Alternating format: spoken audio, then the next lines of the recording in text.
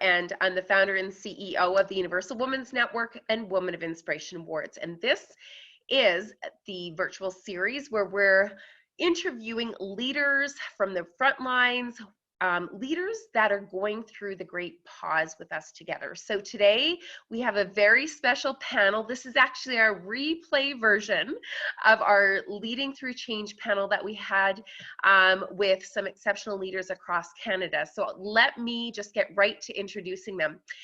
We have Angie Kim from the Loblaws Company Limited, who is the Director of Finance at Loblaws. Angie Kim is the finance lead for Loblaws Company Limited, Canada's food and pharmacy leader with a network of over 2,000 store employees, close to 200,000 Canadians. Angie received her BS with honors from the University of Toronto and experienced various roles in sales operations and category management in her career. Now, what I'm just learning today is that Angie has been on the front lines before, many years ago, and is now back on the front lines. So we're going to get into talk about a little bit about that role from Director of Finance to being on the front lines with Loblaws. Next, I'd like to introduce Danatessier. Dana is the Director of Knowledge Management for Shopify. Dana has designed and implemented knowledge management systems for high-tech companies in fast-paced and high-growth environments in locations such as the Philippines, the United States, and Canada. So you are in the current role as Director of Knowledge, and we're going to tie into that a little bit because I think as a leader going through this period of COVID, your knowledge and your experience, and especially how you learn and grow and adapt, is definitely going to be a great conversation today. So thank you for joining us. And lastly, tarawilson. Tara, you are the Senior Vice President and General Manager for Income Access, which is part of the PaySafe group. And so I have to say, Tara and Dana are both Women of Inspiration, 2018 for Tara, 2019 for Dana award recipients. So I've had the opportunity to communicate with you ladies on several occasions, and it's truly great to have you here as part of our leadership panel today.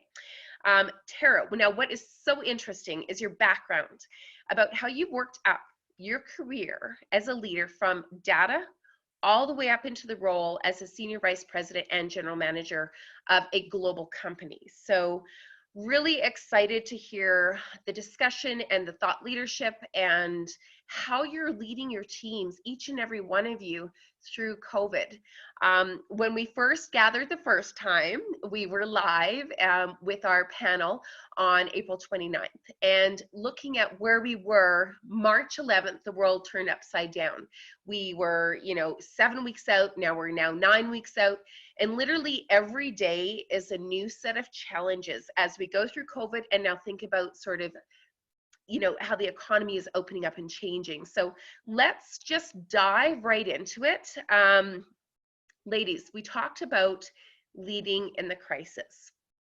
Now, what was so interesting was where we were in our own current worlds to where we had to adapt to overnight. So, Angie, maybe if you can talk to a little bit about how that change was for you and your work environment. Well, first of all, so in my regular daytime job as a senior director in finance, I oversee total shrink for the company. And it's been very humbling. So for me, before this role, I've had previous roles in store management. So I've been a store manager before in Saskatoon, and going through this change of company announcing that, COVID-19 and please work from home for all the office colleagues where possible, and for whoever can volunteer to help out at the front line, please do so.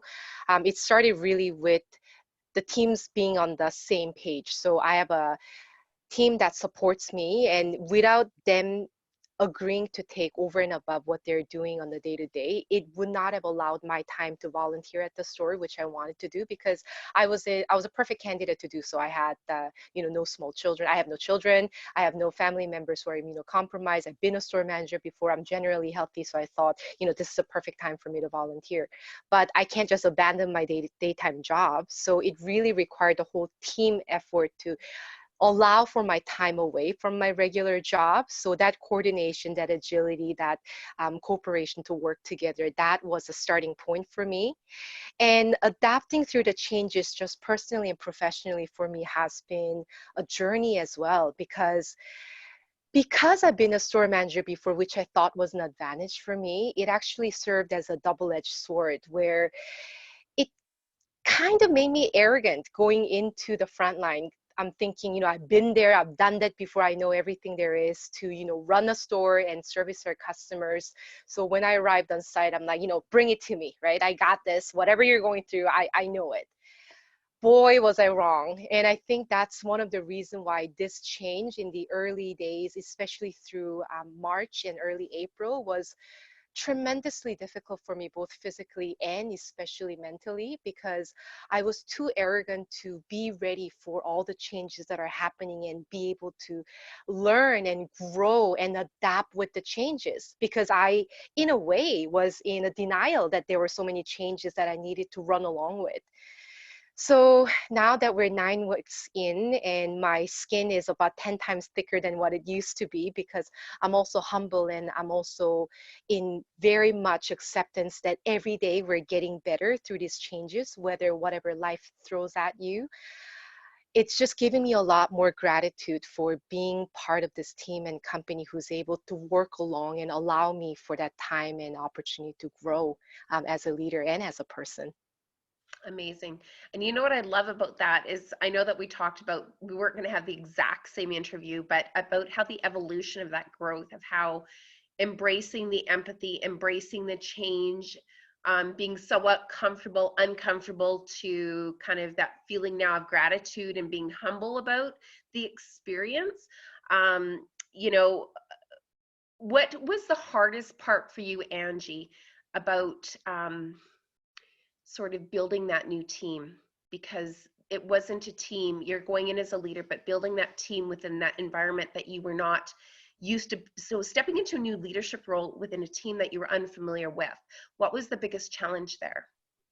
I think initially there's a little bit of reservation when somebody with a senior title position comes into the store where they're not familiar with the person you are and not really understanding the true intention behind the spirit of volunteerism.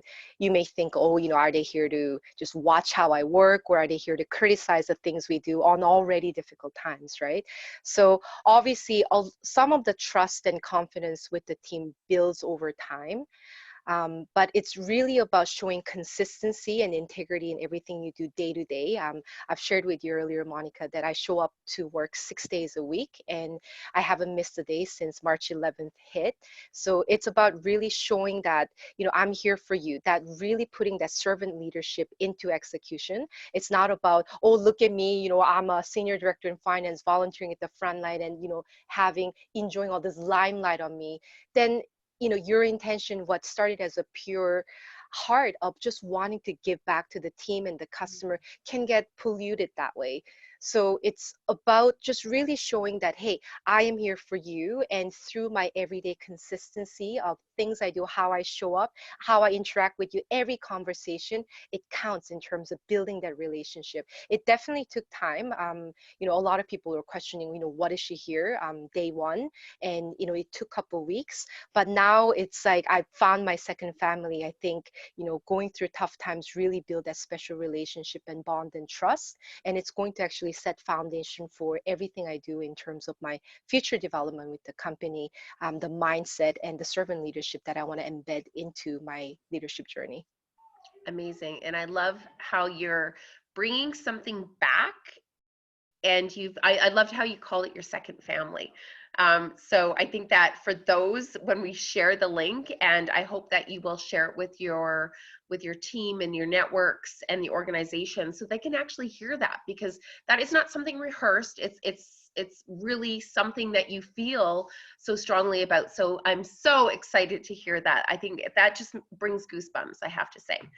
Um, so Tara, I'm going to kind of go around clockwise or semi-clockwise here in the circle. You and I have had many conversations about leadership, and I applaud your leadership and the growth where you were on the front lines per se, in the data data room, and growing all the way up. So the leadership, how was it engaging your teams through this whole process with COVID? You know, talk to us about that. So we were very fortunate in the sense that we were prepared for working from home. We're a fintech company, specifically Income Access deals with, you know, we're a marketing company that has a technology offering. We don't see our clients often face to face. We're dealing with them over the phone, online. So we were very lucky because day one, everyone was able to log in. They were able to have all the tools and systems that they needed without issue. And that definitely helps in a situation like this to know that you can be effective in your role and you have everything that you need to do so. You know, I think for leadership, it's all about engaging the teams and making sure that people feel like they're still part of a team. The word that I use often is community.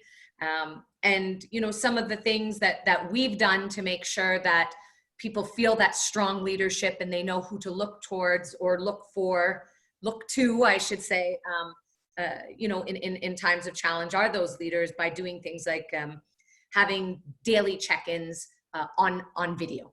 So, you know, you lose out on the water cooler talk, you lose out on the coffee break talk, and you can hear what someone's saying, but you can't necessarily see their face and know what they're feeling. And so it was one thing that we implemented immediately was we have to do check-ins on video. We want to see the people's face. We want to make sure that although you might be business on the top and comfy clothes on the bottom, that you're still getting out of bed every day and, you know, doing something with your hair and, you know, showing up. You want to make sure people were showing up and they wanted to show up. So that was something that we did. We're doing a lot of wellness surveys. It's important for us to understand how everyone's feeling with their mental health, how they're feeling with their productivity, and really benchmarking that. And as time goes on, you know, keeping a really good pulse on the well-being of the staff, whether it be mentally or really system-based. Can they get their job done? Are they still engaged? Are they productive? The thing that I would say is the most important and that I'm the most proud of with my teams is, you know, Radical Candor is a book that I talk about, and I have to give props to Dana because she was the one who told me about it. They talk, Kim Scott, who wrote the book, talks a lot about caring personally for individuals and understanding what every individual's need is. So to take a step back, there's the golden rule and the platinum rule, right? The golden rule is do unto others as you want to be done unto, but the platinum rule is do unto others as they want to be done unto. So that translates perfectly in this type of situation. I don't have children. I'm not in a situation where I'm having to run after a child because my partner's on the front line and trying to have calls.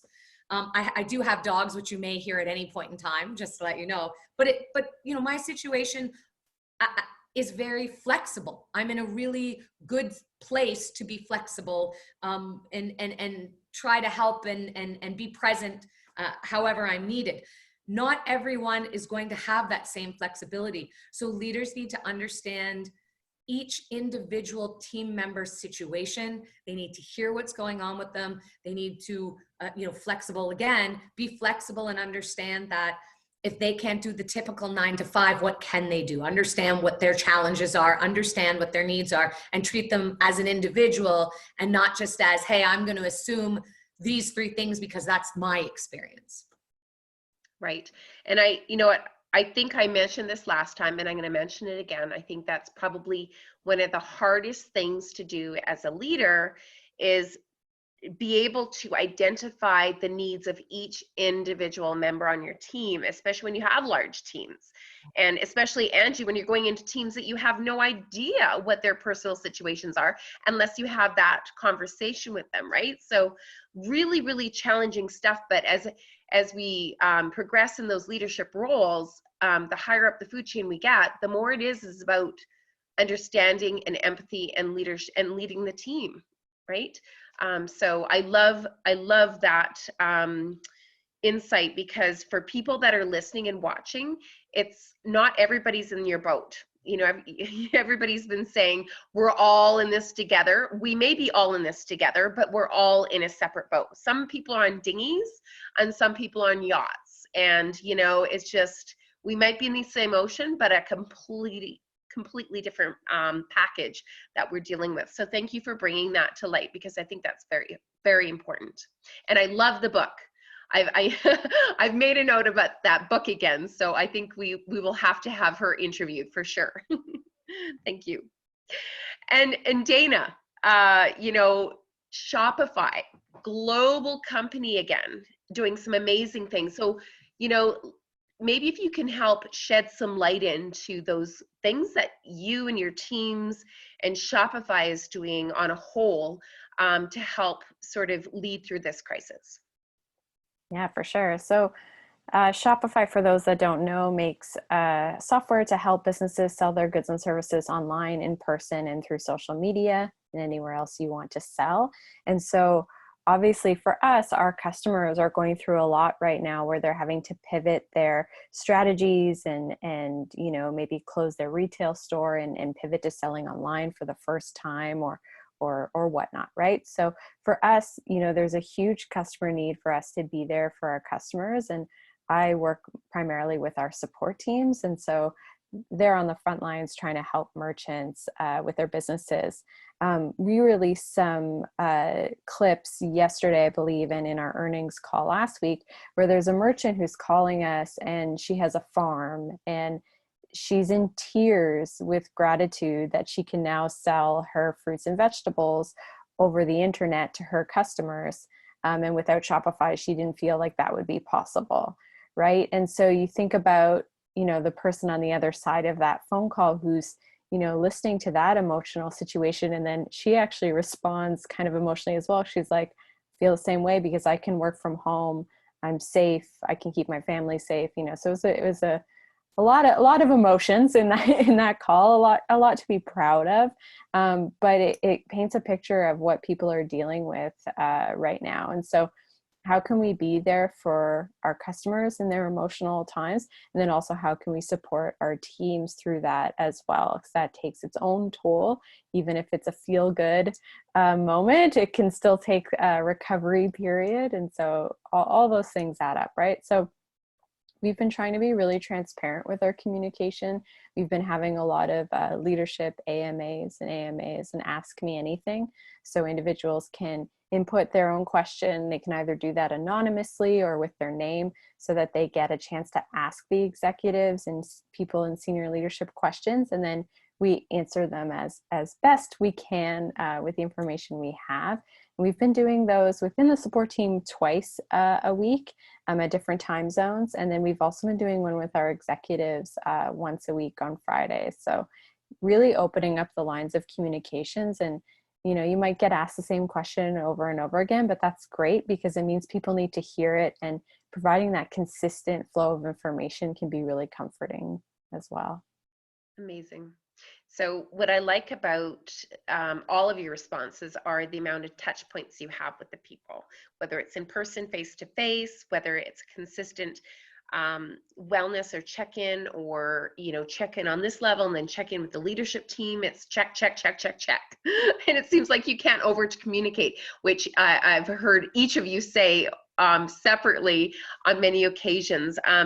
So now what I'd like to touch on a little bit about is, we talked about that conversation about best practices and now emerging practices. And, you know, COVID has opened up the doors for amazing things. I mean, things that we've had on that bucket list for, you know, this year in 2020, we're going to get this done. 2021, we're going to get this done. So what have been some of those best practices that, or emerging practices that have happened?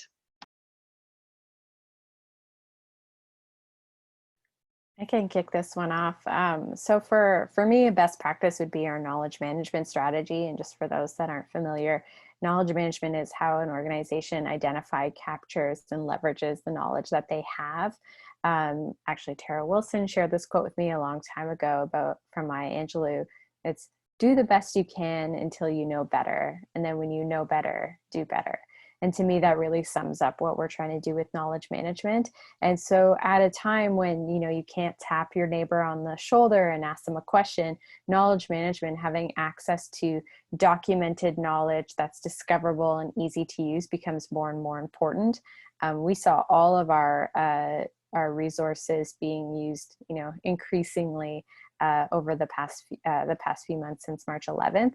And so that's the best practice that we've really tried to double down on. And with the AMAs I mentioned earlier, one of the things we've been doing is we have been taking the common questions and writing answers to them, and then keeping those in a discoverable place and updating them after each one, so that people have that constant access to the information that they're most interested about. That's great. And I have to say, this is exactly what this is going to be for us, is that resource tool, so that leaders are wondering, what are other leaders doing? How are they leading? What are their struggles? What are their challenges? So super, super important. And I think, I don't know of any other companies that have a specific department for that knowledge transfer. So I think that's really leading edge that Shopify is doing, but can really set a benchmark for others to follow as well. So that's really cool. Thank you. I'm happy to add. I will say that we also have a knowledge management team inside of Income Access because of my learnings from Miss Tessier and learning some of her best practices with knowledge transfer.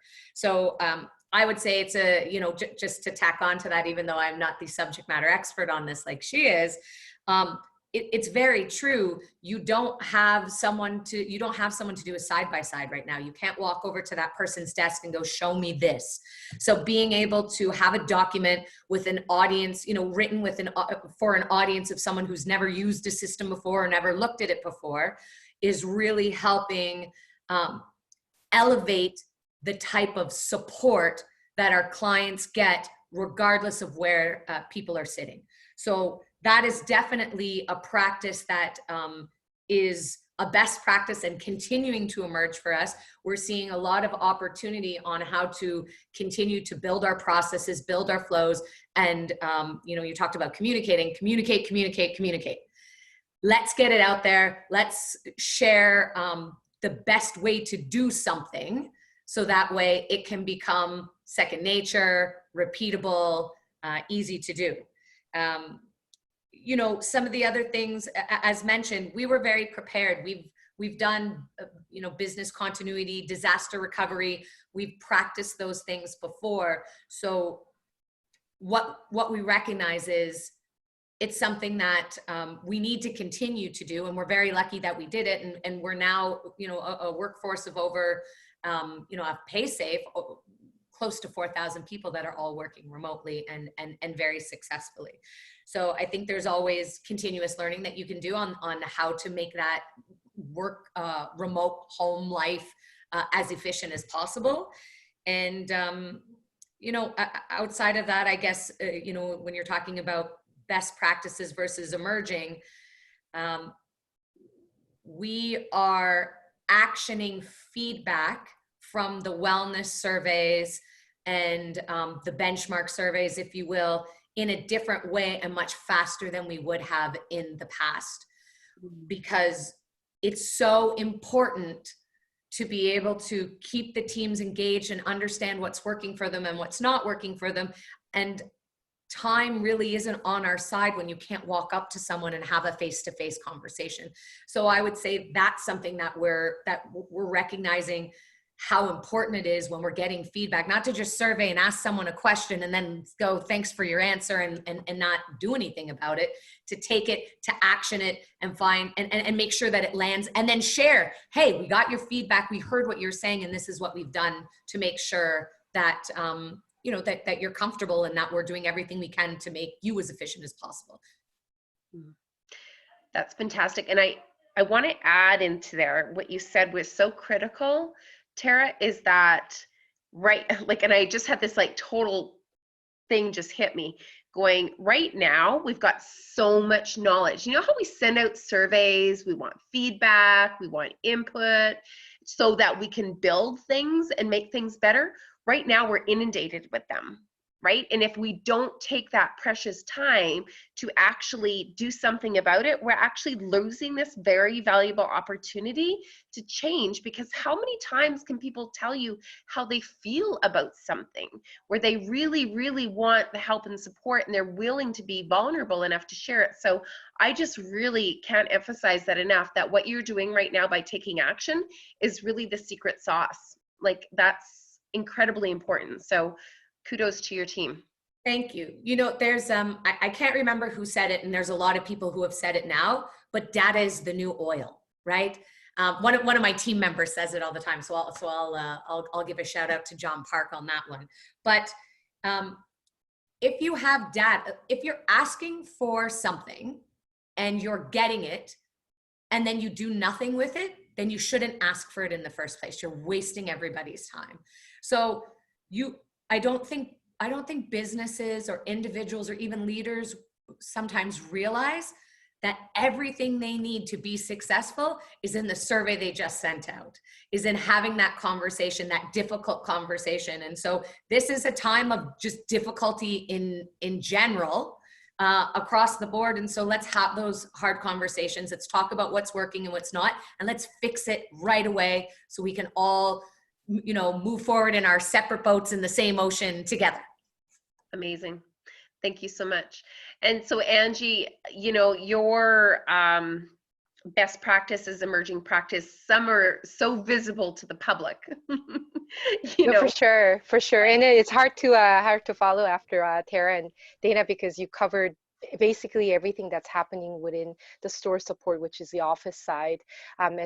Because my last 9 weeks have been more in the front line, just the amount of changes and the speed of how fast it gets implemented has been crazy to actually watch it from the front level. Because as you can imagine, with companies that are of our sizes, from ideation to execution can take months and years, right? And then you want to explore every avenue of budget, which is the best way, the cheapest way, the most quality driven way to do it. And let's send out 100 surveys, exactly what Tara said, and you get all this information and you don't even use it.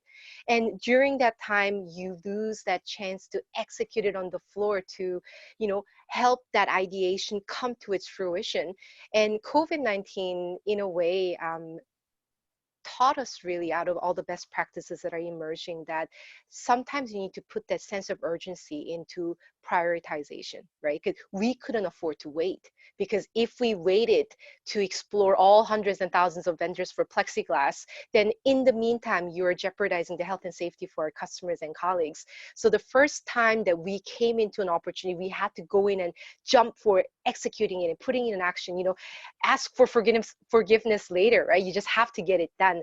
So I think these kind of opportunities really gave us a sense of what truly matters to not only the well-being of the business, not only just P&L driven, but just well-being of Canadians. What are our customers looking for? And really listen to through the heart as opposed to the head, and do the right thing because it's the right thing to do. Yeah. And you know what's so important is what you had said. Like, I was actually thinking about how quickly some of these things have been implemented, because I remember thinking about how are they going to possibly keep the germs away from the people? And all of a sudden, the next time I went into the grocery store, there was plexiglass. The next time I went for groceries, there was like arrows directing people so that they would practice social distancing and hand like all these processes that are like system wide were like boom overnight. And I just have to say that is such it's amazing for me to see and be able to appreciate as a customer or as a user of something, because everybody's working so hard, number one, just to keep their people safe and happy and feel valued. But the customer and the end user, it's just, I'm really I don't know, I've just taken so much in over these past 9 weeks, and I just applaud all the leaders, like just for thinking, for acting, for doing, and for being so caring. So thank you for sharing that. And a great big one of these. Now, I do have to say, you know, we're coming out into, you know, our last little bit here, but I do have a couple questions that is really important. I know, Tara, you talked about the mental, physical health and, you know, the toll that it's taking, because I think that it would be, it's so important to talk about that here from a leadership point of view, how you're feeling as a leader. It's because it's one of those things that we have to appear to be so strong because we're leading our teams, but we also have to be authentic with everything that we're feeling too. So how are you feeling, and how are you managing your team and helping your team through that? It's a great question. I think that, you know, so to talk about how I'm feeling, I found when I first started that it was very exciting. It was like, I don't know. I know it's weird to explain it, but I felt like it was like a sleepover. Like we were all, you know, in our PJs, logging in together, you know, and it was going to be, you know, a week or two and we were going to be home, and then it was going to be okay. And then after that week or two passed and the gravity of what was going on really sunk in, it wasn't a fun sleepover anymore. It felt very heavy and very serious. And so for that 2 weeks, you know, at the beginning, I was very motivated. I was like, I'm going to get all the stuff done that I haven't been able to do because I'm in the house. And I really looked at it as an opportunity. And then a couple weeks hit, and it felt like a punishment instead of an opportunity. And I wasn't eating well, I wasn't sleeping well, I wasn't taking care of myself. And I was missing my commute, which is very strange because it's over an hour long, and usually it's the thing I complain about the most. But it was the routine that I was missing. It was getting up and getting ready and preparing myself for the day and listening to my podcast or my, you know, audio book on the way into work, and getting that energy from seeing people day to day. So I myself needed to build a schedule for me. I'm a list girl. So if I can check something off, I feel accomplished. So building that list out and saying, you know, and I don't build it out for, you know, 3 weeks at a time. I build it for the week coming up. Every Sunday, I say, this is what I want to accomplish each day. Physically, this is what I want to accomplish. Mentally, this is how I'm going to fuel my body. These are the activities I'd like to do. So cleaning, something as easy as cleaning, where a lot of people just do that in a day. I'm just doing bite-sized chunks every day so I can feel like I'm accomplishing something. And I don't beat myself up if I don't keep that schedule. I try to be really kind to myself during this time. And you know, if I don't get a chance to do the boot camp online, then I will take an extra 30 minutes and meditate or practice mindfulness. Mindfulness and gratitude has been big for me during this time. I have read a book called How to Be a Badass by Jen Sincero. I hope I said her name right. And she just talks about so much stuff when it comes to gratitude and having positive thoughts.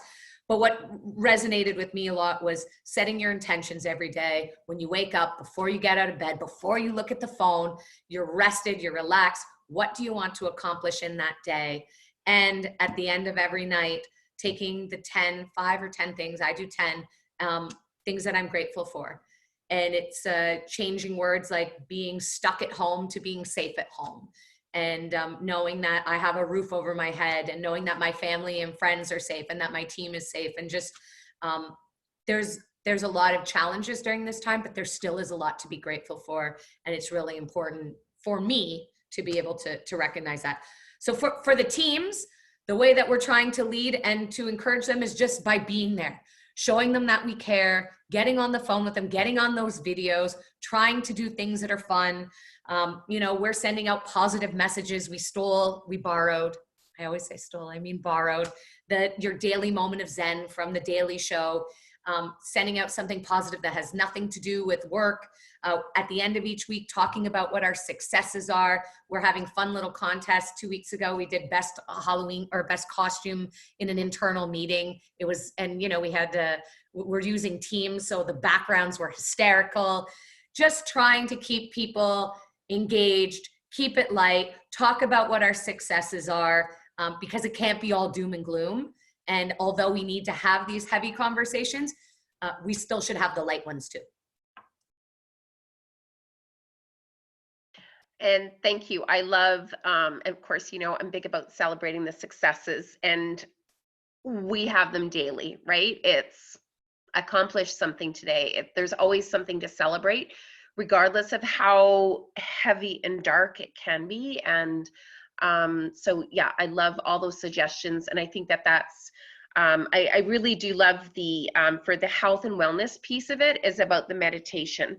I know that we started doing a Monday morning meditation online with my meditation coach who has a retreat in Cabo. So, you know, we do this whole thing and I put it out there to the whole network and, you know, out to public actually to engage and make that available Monday morning, just once a week together, just to get everybody into that whole routine about doing meditation, because that is huge on its own. You feel lighter.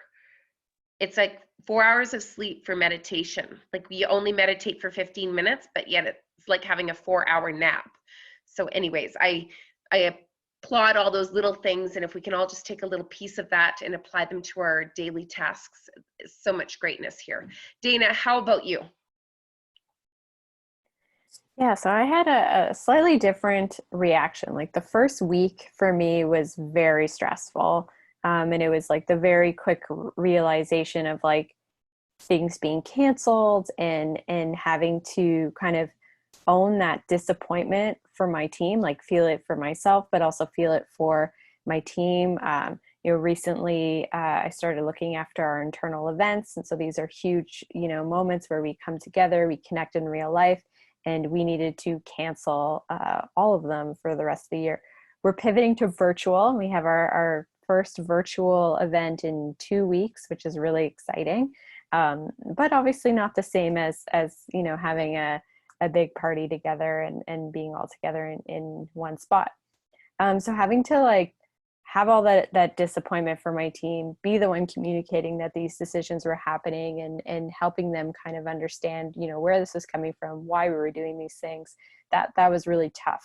And then from then the weeks have kind of just, you know, turned into more of a routine. They have been very, very busy, which, you know, is kind of a blessing in disguise because you're so focused and working, kind of don't notice other things. Although, you know, stopping to take care of yourself and do all those things is super important, as Tara said.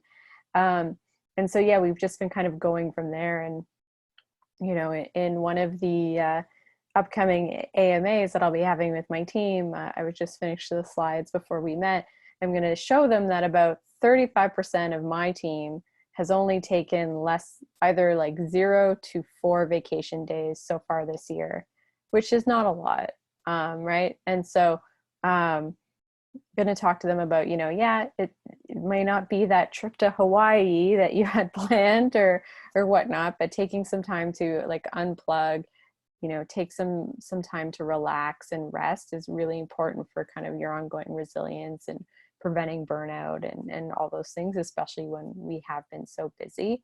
And so I just actually booked some time off at the end of June and looking forward to reading on my balcony and taking some time to have some rest. So, you know, it's kind of navigating that there's so many words that we're using so much, but yeah, that new normal, right? So what do we want to bring forward with us, right? Like those moments of connection were super important to us. That's why we invested in our internal events. Well, how do we do that in our current environment, right? Canceling it all together, I mean, that's really not going to give us what we want, right? we should at least try these virtual events to see what we can learn from them, what they even teach us about our old events, and also to give that experience to our teams. And what I'm so excited about is to see what we learn from trying these new things. And I also feel like people are more open to experiments right now. And so it's a great time to try things that, you know, you might have had on your list for a long time. See what happens, see what you learn, because that might be really, really cool to bring forward. And I can, I feel the pain with you as far as I'm an internal optimist, and I always like to say that I thrive in adversity because that's the only speed I've been on for such a long time. But all of our events were canceled. You know, I had success summits, everything, and that's a line of business. Those are my lines of business, gone, deposits gone. And so having to re-event, I don't even know how the 9 weeks have passed, but it's just like, it's like trying to look at opportunities, look at every single way that you can re-event and pivot and keep your mental capacity free from getting stuck and feeling like it's doom and gloom, right? I mean, it's amazing what by changing our thought patterns, it's amazing how instantly that happens, where it's okay to feel it, but then not to stay stuck in that moment for too long. Otherwise, you aren't going to be able to think about the solutions or the opportunities, right? So I love how this is something that, regardless if you're a business owner or you run a company or you're leading a team, like those are all something that we have in common, is absorb the stuck and then be able to have the mental capacity to move past that point and look for the opportunities. So really love all this conversation. Angie, you had some really great insights about, you know, kind of those first couple weeks when you were on the front line. So maybe share a little bit about that and sort of how that has evolved, you know, now that we're in week 9. Yeah, and especially how I communicated with my team. So I shared with you guys earlier that but first few weeks was the toughest time I had physically and mentally. But every time I was doing touch point with my team, I was saying the opposite. So like you, Monica, I'm an eternal optimist, and I'm happy-go-lucky in the office. And my autopilot is every time somebody asks me how I am, I'm like, oh, I'm good. Things are great, right? And then the other person would say, oh, I'm great too. And then the conversation just kind of goes silent because, you know, the truth is the first few weeks were difficult for everybody. And surely things were less than perfect, but we were just so used to saying, I'm good. And we weren't just being authentic with just being real with the challenges we're going through and building that communication in a sincere way. But then that journey was sort of a transition for me too, because I realized that maybe 3-4 weeks into this new transition. And then when I had that moment of epiphany, like, oh my God, okay, I need to really start talking about my hardship and my truth with my team and open up that conversation. I think I went too much the other way too. So I think the challenge for me was finding that balance, because then I started sharing almost too much. And of course, you know, we always say there's no such thing as over communicating, but I think when it comes to communicating with your team and finding your balance as a leader, you also need to sort of read the room and understand how is what I'm saying helping my team, right? Because my intention is I want to open up the real communication, but my intention isn't like, here's all the negative things that I want to like share with you guys and bring down your day. I started talking about how I've been sped on, how somebody, said, go back to China, or call me an idiot for forgetting to order toilet papers, things like that. I was almost oversharing and forgot the intention of why I was opening up this, this is my truth. So nowadays it's a little bit of both. I think this was, oh my God, Deanne Brown, the lady who talked about vulnerability and courage. Brene Brown. Brene Brown, thank you so much. Oh my goodness, I'm going to beat myself hard for this. But you know how she said, the gratitude and appreciation for everything you have comes from the point that you understand where you're vulnerable. I'm obviously paraphrasing this. And then I think understanding the fine balance in terms of being able to be authentic with myself and sharing my real day to day, but also understanding that there's so much to be grateful for, like Dana and Tara said, that I've never felt as supported, connected, even despite everything that's happening as one team. It was really finding that balance that has been a journey for my entire team in terms of communication and connectedness. Amazing. And like I said before, I think that the blessings out of this whole scenario, how we personally grow, how we build trust with our teams, trust with our partners. I always call it relationship capital. Like right now, the only thing I'm focused on right now is building relationships so that people know how much care there is, and really about trust. It's about building trust right now, first and foremost. So I'm going to end up with, this is the last thing that I have because we're running out of time and I could talk to you ladies forever. Seems like this hour just completely went fast. But where I love to really emphasize is rewards and recognition, about building that culture, about recognizing the leaders. As you know, Women of Inspiration is now into our 6th year. I'm so excited about this year. There's so many great leaders to celebrate, and people are actually stepping out of the woodwork, and leaders that we didn't even identify before are now leading the pack. So how is your organization planning to celebrate and really acknowledge those leaders that are rising to the top during this time, other than Women of Inspiration, of course? Tara.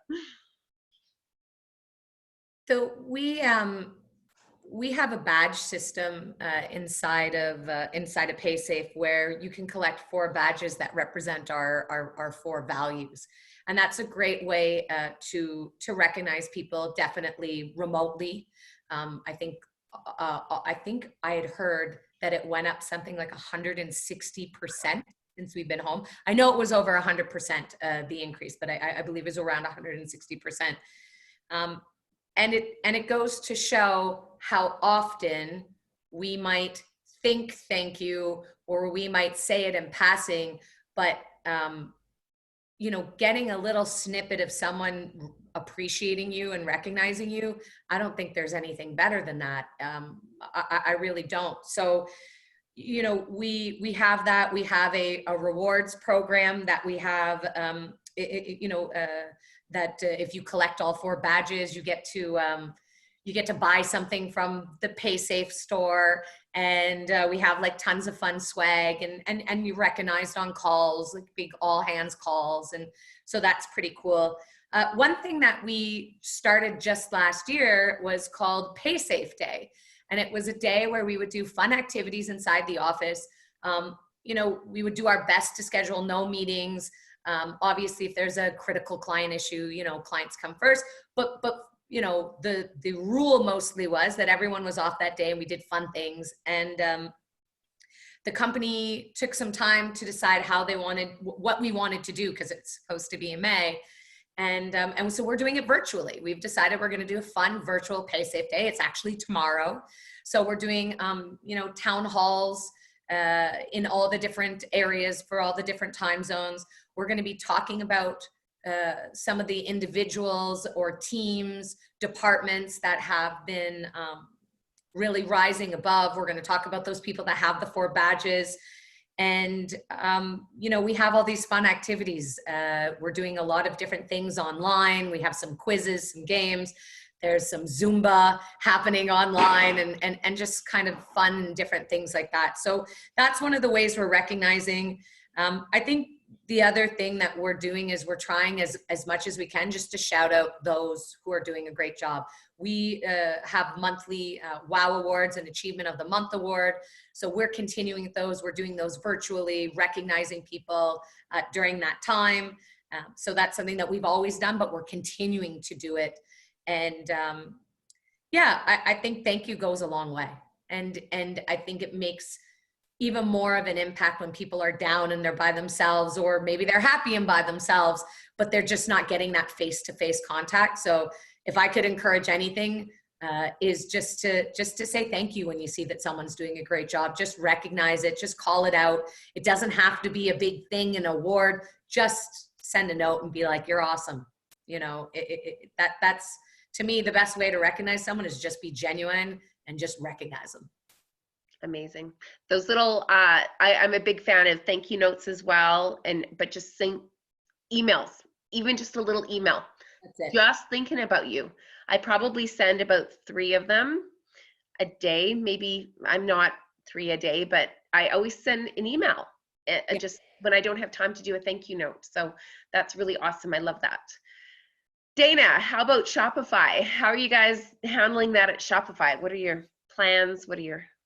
Yeah, I mean, I think one of the things for us is making sure that people do have transparent access to information, and they know that we're being very upfront with them. They know that we're, you know, even if we don't have the answers to something, we tell them like, hey, this is what we're thinking about, or this is what might happen, or what we might look into, just so that they know that we're kind of in this together, and we're, you know, what we're thinking about as leaders, and how that might impact them. No, I think the gratitude and saying thank you is super important. We have an internal system as well, and you know, really, you know, leveraging that and making sure that the people get recognized, and we're celebrating those recognitions. And then lastly, with the thank you cards, we do cards for anniversaries at Shopify. And so we transferred our paper cards to digital. And so now you can kind of send around like an open Google Doc of this card template, and everyone's signing, and way more people are ending up signing these cards than you would have if you're in the office, just because more people have access to it. And those have been really, really lovely. And those have been passed around. So there's a lot of really nice, like little things, like kind of grassroots things, like the cards and the thank yous and the recognition. And kind of the bigger stuff, I think, is more around that transparency and openness. And then one last thing is we did put out a special training program for our leads during this time called Leading Through Chaos, just to help them, give them access to resources that would help make their lives easier during this time. And I think that that was really well received as well. Amazing. I love that virtual card. That sounds like a great idea, because I remember those days in the office where I worked. It was just like that card would sit on somebody's desk and be like, okay, we need to get this signed by everybody. So awesome, awesome suggestions. And what about yourself, Angie? How are you guys recognizing your leaders? And how does that is that part of your culture? For sure, it's always been part of our culture in terms of recognizing talent and, you know, good work done. But I think there's 2 parts, especially with this journey. One is recognizing leaders doesn't mean you have a fancy title, right? Like just because you have a fancy title doesn't necessarily make you a leader, vice versa. So I think this opportunity really gave us to recognize some amazing leaders who are able to inspire with their action, whether you are part-time deli clerk, or your cashier, or your PC Express manager who's helping Tara get her grocery at Provigo, right? I think we're just seeing all these acts of kindness and inspiration. And what Galen and Sarah Davis, who's our president, is doing is they send out daily communication that hits all colleagues, and that it always includes an appreciation story from a store or a colleague on things that actually came from customer. Because Galen shared his email, galen@lovelo.ca, encouraging Canadians to write in for him if you see something exceptional that happens, act of kindness. And he is so generous in sharing that. And it's such a great kudos and pick me up when you get that recognition from the total company, right? So that's been awesome. And the second part is within Lovelo, we actually have a women's network too. Monica, I told you about that. We call it Go Further Woman, Further Woman. And I find that especially with female leaders, and I don't want to stereotype it, we tend to be not as good at humble bragging. When there's like something good that's happening, we hate to brag about it ourselves, right? But there's so many good things happening. So what we decided is since week 1 of the pandemic drop, there's about 12 of us in the steering committee. We actually take a turn every week to go out of our way to, actually it doesn't even need us to go out of the way because it happens all the time, but to recognize somebody, call the person out, that female leader, exceptional leadership on the company website. We have a Yammer, which is like a professional Facebook, right, for Loblaw, and we call them out, link them, tag them, and it just goes a long way. So you're right, like it doesn't have to be a big fancy award ceremony, but a quick note, quick kudos, quick shout out. It did so much for me, and I know it's doing so much for the rest of the colleagues. Amazing. So I would just like to say a very, very big thank you to Angie, to Dana, to Tara. I always am so excited to be in the company of such wonderful leaders, and what I'm super excited about is how all of the leaders within the organizations, you're so willing to share those best practices, share your knowledge, share your expertise, because what that does, it is empowering to each and every one of us, but to those that are listening and watching that need that like leadership guidance as well, and that boost of energy. And I know that I heard some amazing things back from our very, very first leading with change. That was actually, was not recorded. This will replace that, and I'm going to share it with everybody again. And they said, you know what, I wish that every organization had such great leaders like the three of you. So thank you again for sharing your time in your experience. And I actually hope that we can do this again, because as we progress through this COVID, our perceptions, what we learn, and how we apply them grows. So even with where we had a conversation even 2 weeks ago, there's new developments. Some of the things we're going through, how did that work? How did that change? So I would love to maybe earmark something for next month, just to touch base with you, maybe a little shorter conversation, but touch on a couple really cool leadership tips as well. So thank you, ladies, again. It's a pleasure to see you. And for everybody that's joining us, thank you for joining the virtual series with Universal Women's Network, and nominate those leaders and inspiring frontline employees and unsung heroes. Let's celebrate them this year at Women of Inspiration. So thank you, everyone. Thank you.